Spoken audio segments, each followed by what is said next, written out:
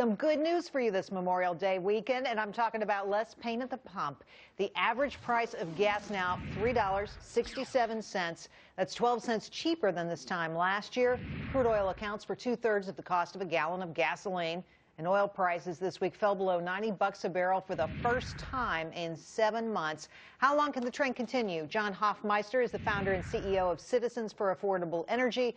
He is also the former CEO of Shell Oil, so he knows a thing or two about the topic. John, I have to start with this. You've been on our show many times, and most recently you predicted that gas prices could go to $5. What happened? That was all based on 3% average economic growth from December of 2010 to this summer. Obviously, we're fading. The economy's fading. It's not achieving that 3% growth. Now we have an oversupply. So we have an oversupply. That's the flip side of our gas prices, is it means that your economy is not doing well. So it's a bad news to a good news scenario.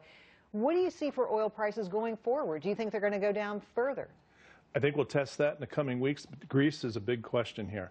Europe is very, very weak. I don't think we're seeing any positive growth out of Europe right now.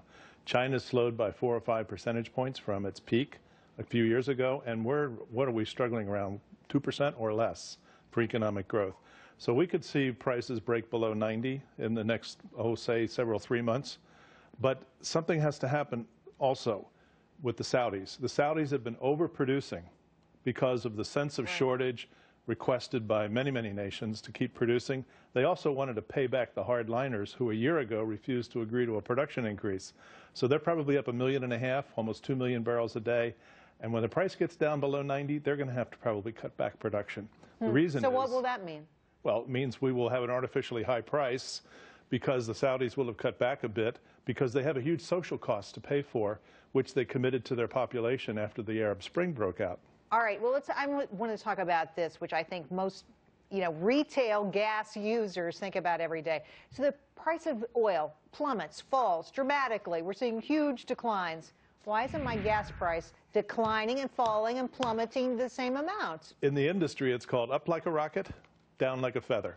Down like a feather. And so because the margins are so slim at the retail station on gasoline, that the gasoline station operator, the owner, will try to make a little bit up on the downside because they never know when the price is going to spike again and they suddenly have to lose their margin to buy the next tank load of gas. Well, I've spoken to some of those fellows, and that's exactly what they say. It's all about what's going on the street.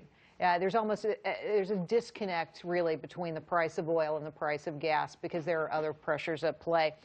Could we see gases float higher anytime soon? And is it all connected to how well the worldwide economy is doing? What really disturbs me is, and here we go again, is what everybody in the industry says. All the politicians scream bloody murder as the price rises. What do they do about it? Absolutely nothing. And now that the price is falling, they'll do absolutely nothing again. They're so good at that. When we do see economic growth return, there go the gas prices, straight back up, and we'll have people yelling, oh, speculators are driving the price up, which is just total nonsense. But the politicians have got to get their act together because they are the enabler of a comprehensive energy approach which could produce more domestic product. And we need more domestic product. We need more domestic product, and I think it's fair to say that both sides, neither side has a really clear view on what to do about our energy policy. What do you say our energy policy should be? For transportation, 5 steps. 5 steps would take us off OPEC forever. 1, return to 10 million barrels a day production in this country. We're down around 7. We used to do 10. Let's go back to 10. It's there. It's available. We know it's there. Government restricts us from accessing it. Number 2, start using natural gas, for compressed natural gas, for trucks. Displace 2 million barrels of oil with natural gas. Cars, let's use natural gas to make methanol. Also use coal to make methanol. Methanol could displace... Methanol like ethanol? Is this like another one of those bad ideas? It's another alcohol fuel. No, it's another alcohol fuel. Right. It's not using food product to make fuel. It's using natural gas or coal to make methanol. And you can put it in a flex fuel engine. All right. Then we're up to 15 million barrels a day equivalent in a country that needs 20. Then we have higher mileage efficiency on our vehicles. We save 2 million barrels a day over about 10 years, by 10 years from now. And then we get the rest of the oil we need from Canada and Mexico. We're done. We're done with OPEC. Neighbors, people who like us, people who want to sell to us, right. People that it's easy to get their product from their house to ours. With the North American Free Trade Agreement, There's duties back I and didn't forth. hear you say anything about the Keystone Pipeline.